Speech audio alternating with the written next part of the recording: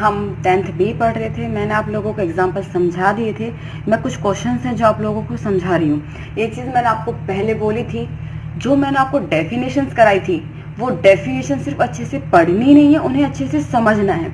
उन्हें अच्छे से पढ़कर समझकर जो एग्जाम्पल मैंने आपको सोल्व कराए हैं, उन एग्जाम्पल को आप लोगों को पहले खुद से सोल्व करने हैं, ठीक है। उसके बाद आपको एक्सरसाइज के क्वेश्चन करने हैं 10th बी के। मैं आप लोगों को क्वेश्चंस की पीडीएफ सेंड कर दूंगी।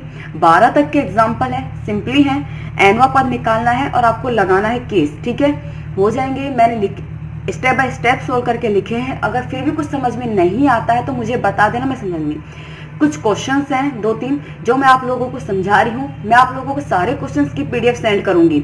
अगर आपको किसी भी क्वेश्चंस में कोई भी डाउट है या कुछ समझ में नहीं आता है तो आप लोग मुझे बता देना, मैं वही क्वेश्चंस आपको समझाकर डाल दूंगी, ठीक है। लेकिन ये आप आज या कल में ही बताना, उसके बाद लेट मत करना। इसलिए इस वीडियो को आज ही पढ़कर कंप्लीट कर लेना, ठीक है। क्वेश्चंस हैं आज और कल में कंप्लीट करके मुझे बता देना अगर कोई क्वेश्चन आपको समझ में नहीं आया है तो। लेकिन उसके लिए मैं फिर से आपसे कह रही हूँ, जो डेफिनेशंस मैंने लिखवाई थी, जो रिजल्ट्स मैंने लिखवाए थे, उन्हें अच्छे से पढ़कर क्लियर करना है।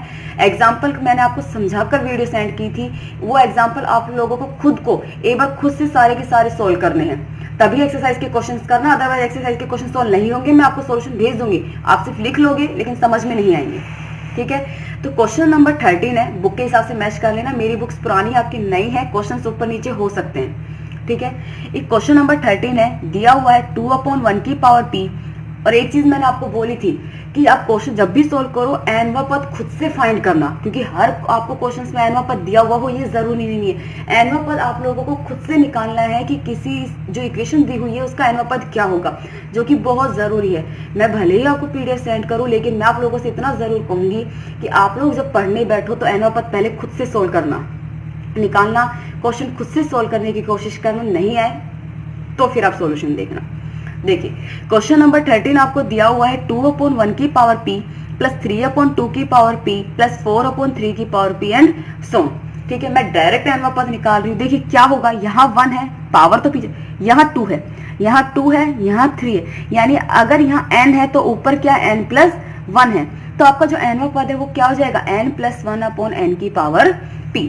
ऊपर से n कॉमन ले लीजिए तो n इंटू 1 प्लस 1/n की पावर p। इस n को जब आप नीचे ले आओगे तो क्या हो जाएगा, n की पावर p माइनस 1। इसे ऊपर मत ले जाना, क्यों, मैंने आपको बोला तो सहायक श्रेणी मानोगे और सहायक श्रेणी सोल्व करेंगे। अगर नीचे n है तो direct limit n tends to infinity put मत करना, वरना इक्वेशन 0 हो जाएगी और आप उसे अभी सारे लिख दोगे।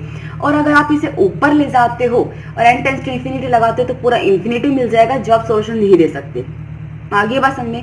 और मैंने यही बोला था कि नीचे जब n हो, चाहे वो n हो, n स्क्वायर हो, क्यूब हो, पावर कुछ भी हो, आप उसे क्या मानोगे, सहायक श्रेणी मानोगे।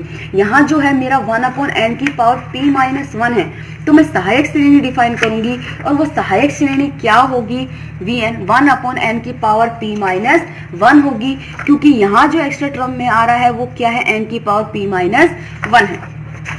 क्लियर है ये चीज। तो मैंने सहायक श्रेणी डिफाइन कर दी 1/n की power p minus 1। Limit n tends to infinity un/vn निकालोगे, ये तो कैंसिल आउट, आपके पास बचेगा limit n tends to infinity 1 plus 1/n। n tends to infinity जैसे लगाओगे ये 0 हो गया, आपको क्या मिला 1, और 1 कैसा मान है, अशून्य परिमित मान है। अब तुलना परीक्षण से श्रेणी un और श्रेणी vn दोनों साथ साथ या तो अभिसारी होंगी या अपसारी होंगी। अब मैं सहायक श्रेणी vn के ऊपर बात करती हूँ, हाइपर हार्मोनिक श्रेणी से। हम यही कहते हैं कि p ग्रेटर देन 1 हो तो अभिसारी और p less than equal to 1 है तो अपसारी।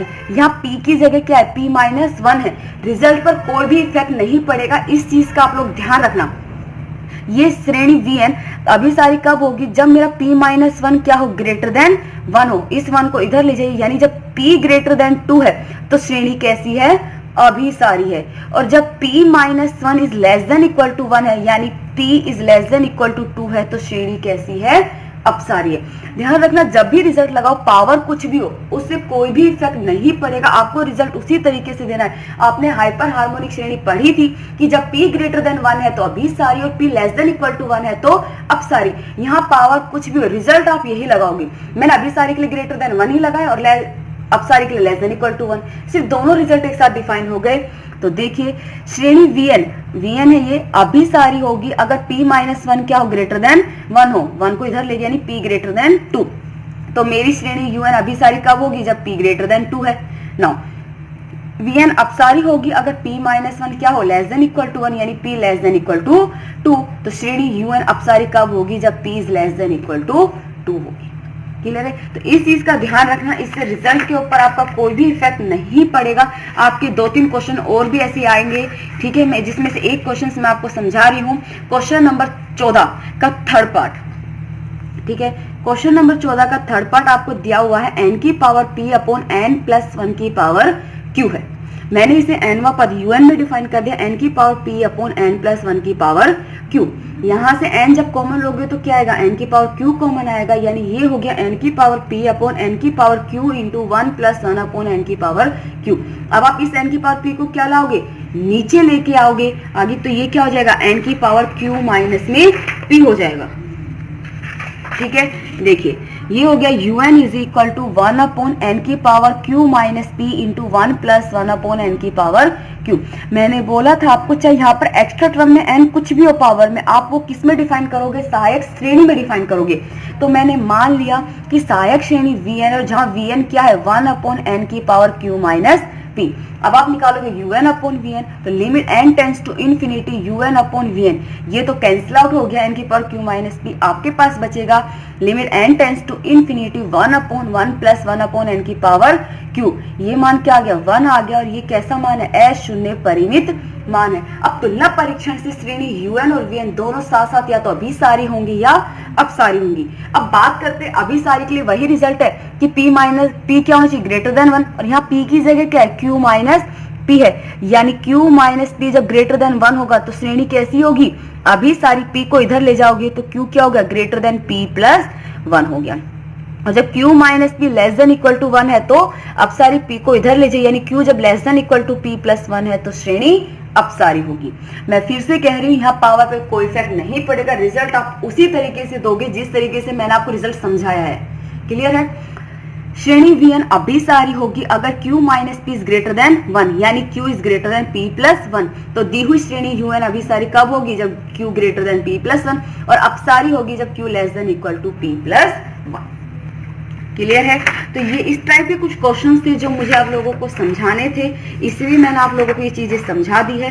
अब आपका एक क्वेश्चन है, क्वेश्चन नंबर 15। ठीक है, देखिए इसे क्वेश्चन नंबर 15 को, निम्न श्रेणी के अभिसरण का परीक्षण कीजिए और आपको दिया हुआ है 1 upon x plus 1 upon x minus 1 plus 1 upon x plus 1 plus 1 upon x plus minus 2 plus 1 upon x plus 2, इसी तरह माइनस 3 प्लस 3 फिर माइनस 4, ये चलता है। और एक्स कैसा मान दिया, धनात्मक मान, ग्रेटर देन 0 है। क्लियर है? मैंने आपको एक गुणधर्म में लिखवाया था कि अगर दी हुई श्रेणी के पदों को मैं समूह के रूप में लिख देती हूँ तो श्रेणी के अभिसरण और अपसरण पर कोई भी प्रभाव नहीं पड़ता है। तो यहाँ पर मैं यही कर रही हूँ, इस श्रेणी को मैंने un मान लिया और इसके पदों को समूह के रूप में लिख रही हूँ। तो 1 अपॉन एक्स ये लिख दिया, 1 upon x minus 1 plus 1 upon x plus 1, इसी तरीके से मैंने ये लिख दी। यहाँ जब एलसीएम लोगे तो x minus 1 into x plus 1 आएगा, ऊपर क्या आ गया 2x, a minus b a plus b, a square minus b square. तो ये हो गया 1 upon x plus 2x upon x square minus 1 square. इसी तरीके से इसे एलसीएम लेके सोल्व करोगे तो 2x upon x square minus 2 square, इसके आगे की टर्म 3 की है, वो भी क्या मिलेगी 2x upon x square minus में 3 स्क्वायर। देखिए x आपको धनात्मक मान दिया, ग्रेटर देन 0। अगर मैं प्रथम पद को छोड़ देती हूँ, क्योंकि अगर प्रथम पद को नहीं छोड़ूंगी तो मुझे nवां पद फाइंड नहीं होगा, और चूंकि प्रथम पद परिमित है क्योंकि x ग्रेटर देन 0 है, तो प्रथम पद को छोड़ने पर श्रेणी क्या हो जाएगी 2x upon x square minus 1 square plus 2x upon x square minus 2 square plus 2x upon x square minus 3 square and so on. पूरे में से 2x कॉमन आ गया तो ये हो गया 2x into 1 upon x square minus 1 square plus 1 upon x square minus 2 square plus 1 upon x square minus 3 square. Clear है? मैंने एक चीज आपको लिखवाई थी गुणधर्म में ही कि अगर श्रेणी को किसी अशून्य अचर गुणांक से हम मल्टीप्लाई कर देते हैं तो उससे उसके अभिसरण और अपसरण पर कोई भी प्रभाव नहीं पड़ता। अगर हम ये देखें तो ये मेरी एक श्रेणी है जो किससे मल्टीप्लाई है 2x से, 2 कांस्टेंट है, x ग्रेटर देन 0 है धनात्मक, वो भी कांस्टेंट है।